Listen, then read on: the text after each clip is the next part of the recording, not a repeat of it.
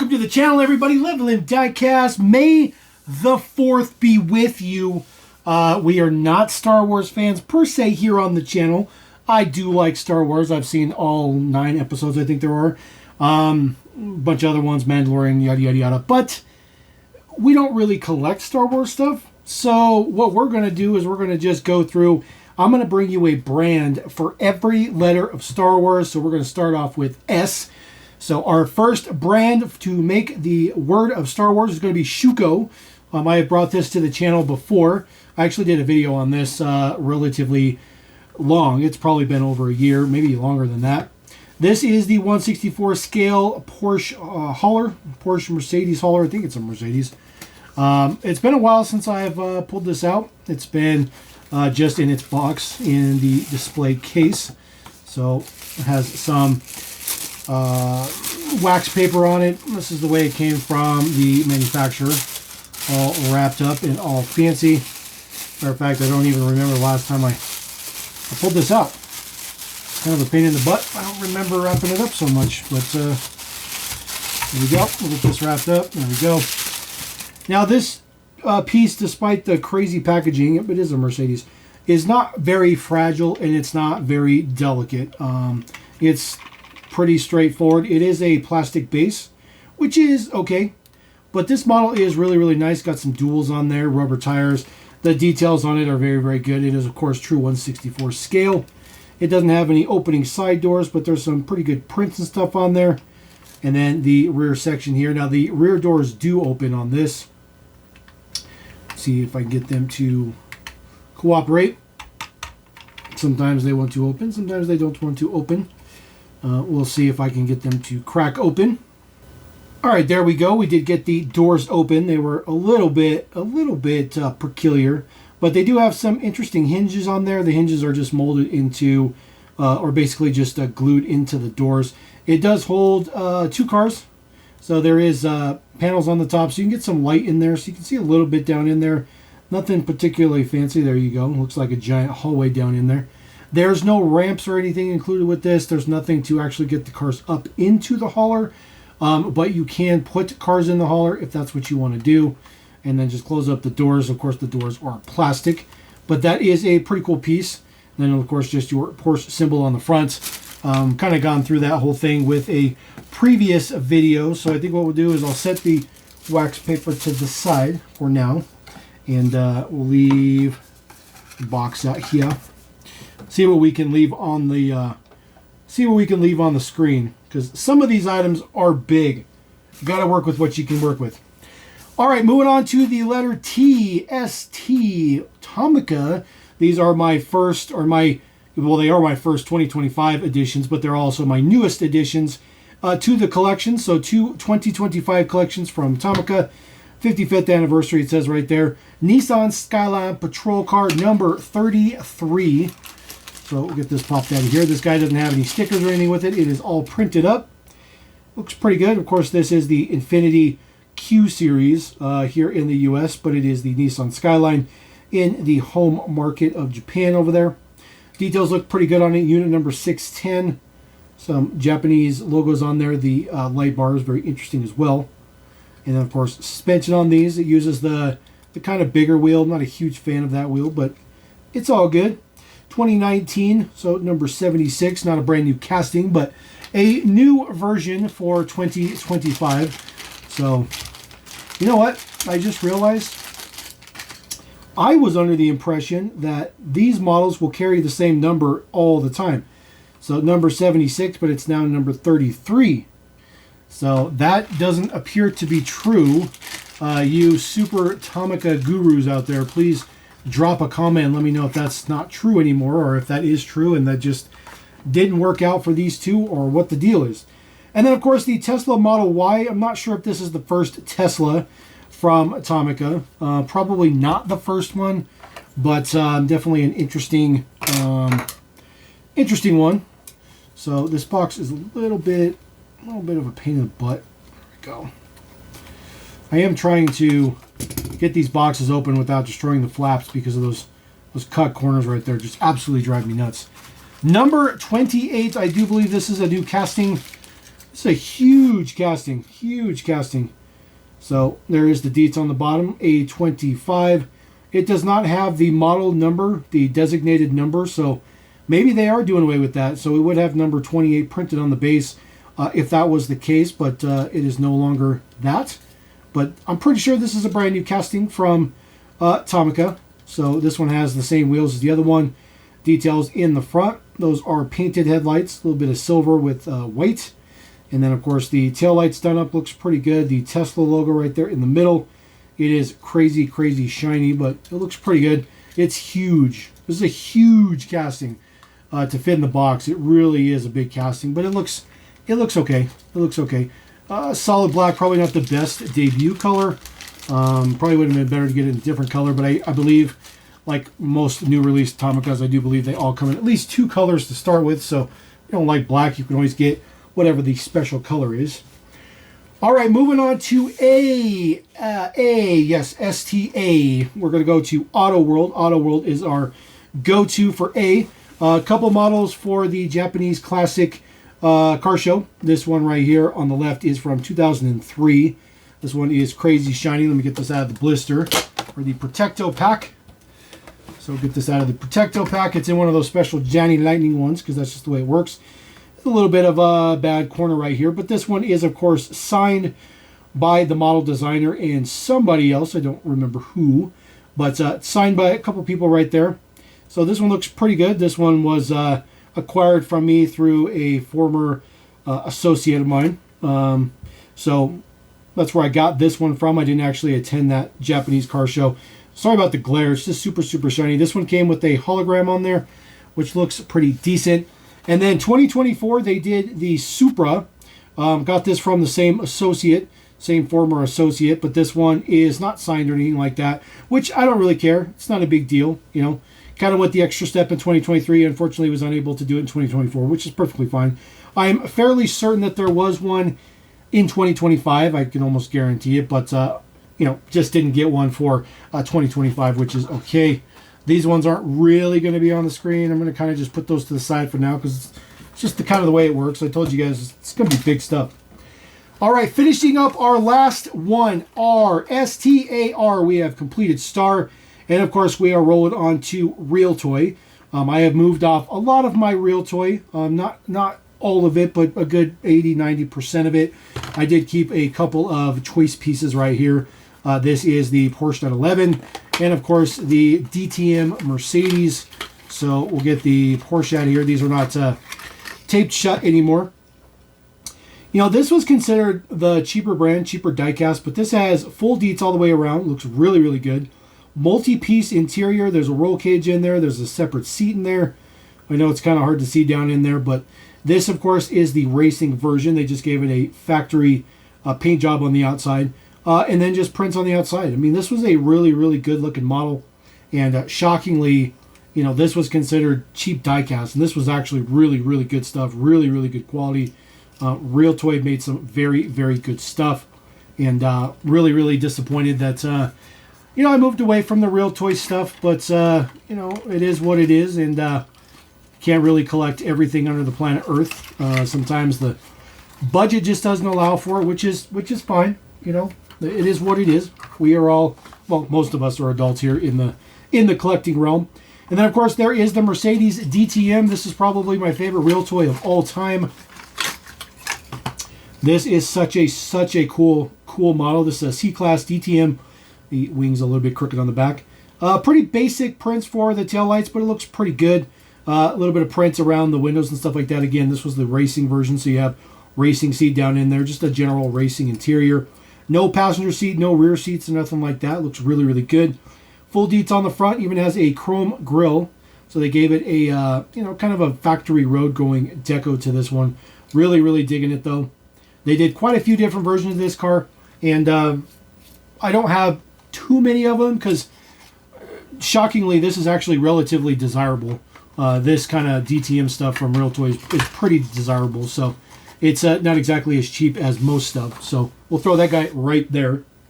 All right, we're going to start our second word. We're starting the wars. We've done the Star. Now we're doing the wars. Wellie. Just have a couple of Wellies here. The Next models, these are newer Wellies, relatively new Wellies. Still unavailable to get these in the US. Although you can get 124 scale Wellies. For some reason, we just can't get this smaller, like 164 scale stuff for some reason. I don't know what the big deal is. Really good diecast for being on the lower end of the market. Details are very, very good. Models, castings are shockingly nice. They look very, very good. Most of them are two-piece wheels with some soft kind of rubberish plastic on there. Not necessarily rubber wheels, but they're soft. This one being the Range Rover Evoque, the two-door coupe, which is an uncommon one for sure. Prints on the front, prints on the back, relatively straightforward. It's in a nice kind of metallic green. And then some base details right there. Land Rover, Range Rover Evoque. This, of course, is Wellie. And then, of course, it's got its number on the bottom. They are blistered together as you expect. The base is actually quite nicely detailed. It is a hook assembly model. So there's a hook in the back, rivets in the front. So throw that guy back in there. I don't have that many Wellies. I probably have like 30 or 40 Wellies. I would have more if I had a source to get them. But I don't. These boxes are a little bit too wide. Throw up in there. And then a little bit of Americana right here with our I think this is the C7 Corvette, I think. See if I can get this to cooperate with us. Here we go. The C7 Corvette, I believe. The only thing I don't like is the little tray. It's like sits in a tray. There we go. All right, so there is our C7 Corvette. Sorry about that. Again, two-piece wheels looks pretty good. This one is hard plastic, so I think that one might be just different style. But it is a two-piece wheel, still looks pretty good. They do have all the deets on there as you expect. Corvette symbol on the front as well. The spoiler painted up looks pretty good. They're basic print details, but again, this is a basic casting model, basic details. The bases are ridiculously detailed though. They look really, really, really good. This one is two different rivets on there, two rivet spots, not hook assembly. Looks pretty good. So there is your Chevrolet Corvette Z06, it says, the C06. C8 or C7 Z06, sorry about that. So we'll get that back in there in yellow. So let's see here. If they simplified the box, it could be a little bit cheaper. Just saying. All right, moving on to the next one. This is the largest item of the entire mix. This one I'm not going to be able to leave on the screen. I wanted to choose a different brand for A. We've already gone through Auto World. So now I had to turn to Autoart. And I only have 1/18 scale Autoarts. This is probably my favorite Autoart I have in the collection. This is the S351 Saleen Mustang. This one I bought loose for $10. Yes, I bought this for $10. Now, when I first bought it, it was really, really filthy. It's still a little bit dusty here and there just from having it, but it's good. It's good. Despite the little bit of a crooked antenna in the back here, the antenna's just a little bit crooked. But for $10 for an Auto World, unreal. So details underneath the hood. Get that popped open. There it is. Your supercharged V8 down in there looks good. The Pro Charger on this side, very, very nice. Details look pretty good. Of course, it is Autoart, which is very, very nice. This is a circuit like early 2000s Autoart, so it's relatively old. It's not like Autoarts you see nowadays, but the details are very, very nice. A hallmark of Saleen models is they print the numbers right there. So this is just number one, just for the sake of prints. But depending on what number you get in your run, depends on what number that is. Steering and all that stuff looks pretty good. It does not have suspension, but it does have a spring in there. You can see the spring down in there. And then the crazy detail underneath. Of course, this is, an Autoart, so you would expect to see all this really good detail underneath. All the exhaust work, the suspension work, all that stuff. You can even see the bottom of the engine, which is really uncommon on a 1/18 scale. So this one looks really, really good. A lot of detail in the back, suspension, the rear end, all that good stuff like that. Very, very cool. Even the little muffler tips and all that stuff. Very, very cool. Now, of course, it's Autoart, so everything opens up. It looks pretty good. It also has actual carpeted interior in there, a hallmark of Autoart. And then, of course, it steers just like pretty much every 1/18 scale does. Even has some pretty nice details on the door panel with the door switches, window switches, all that good stuff like that. Of course, it does say Speeder right there, Speedster right there. That is a fixed piece. There is no cover for to swap this out, but you see there is rear seats in there. It's kind of hard to see in there, but there's rear seats. Saline on the top, and then there is the details from the back. Very nice and shiny, your Saline S351. And then, of course, the opening trunk. And, of course, more carpeted details on the inside of the trunk. Looks very, very good. It's very, very difficult to showcase 1/18 scales in these studio here, unless I'm doing it just one at a time. But that is going to be for our A letter, our second A letter. I really like that piece. I won't be able to leave that on the screen. Actually, you know what? Maybe we'll just sit it right here. You can just see the remnants of it chilling there. All right, moving on to the next letter in Wars. We are up to R. R is the next one, and why not some Road Champs? Why not just get completely out of left field? Autoworld to Road Champs. This is their bigger is better. This is their deluxe line. They're all the same. This is a Peterbilt rear-loading garbage truck. This is more 1/43rd scale. These models were kind of all over the place. Recycle America. This was a licensed model with a licensed deco on it. Details in the back. Of course, it's a trash truck, so this opens up in the back. It was all about moving and working features. It does have the little piece inside that goes back and forth. It's not exactly the most fluid working thing, but it does work. So it's all right. It's all right. Nothing particularly fancy. It is a heel rear loading section too. So you have a licensed truck with a licensed deco, and the apparatus on the back is licensed too. That is unheard of. You would never see something like that nowadays. You just won't. You just won't. Unless you're talking about, you know, DCP, first gear, NZG, stuff like that. Then of course you will. Now, Road Champs also did some very, very cool buses. Probably some of the best HO scale buses in the biz. These were all based on city transit buses. They also did some kind of over-the-road buses, you know, kind of coach buses. This one is pretty cool. This is AC Transit. This is for Oakland in the East Bay. That is all a print on the side. All of that's print.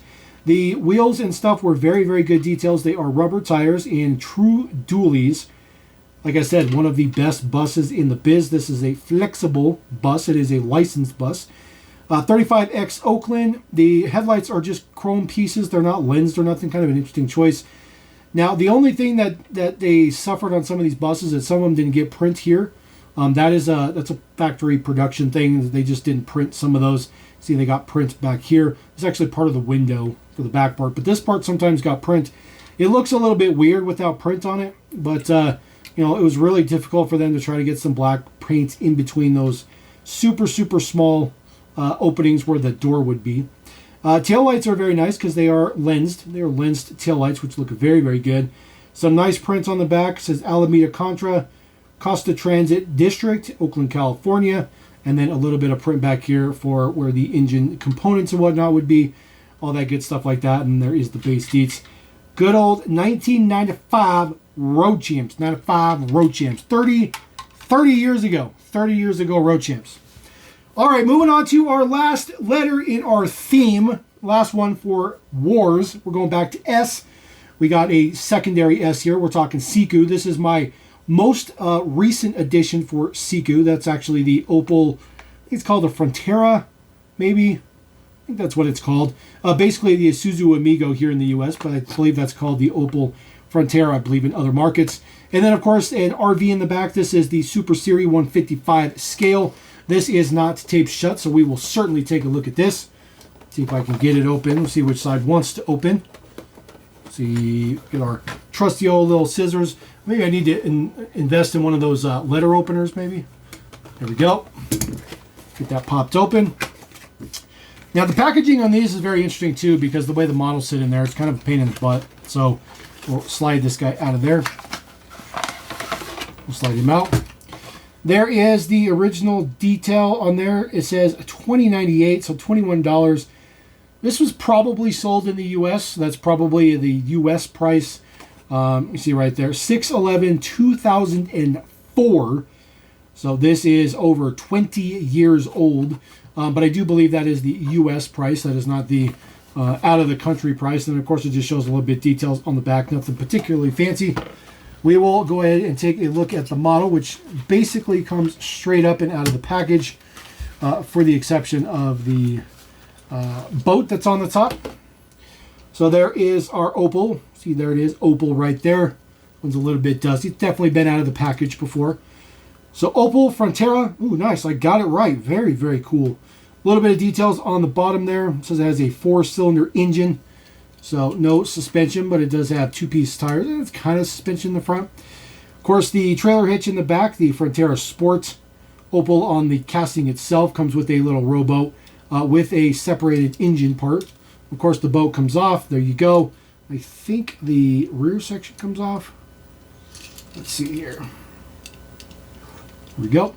So even the little back section comes off. So if you want to get full Isuzu Rodeo flavor, you can get that full-on flavor. Looks a little bit weird without the top piece on there, but it's alright. It's alright.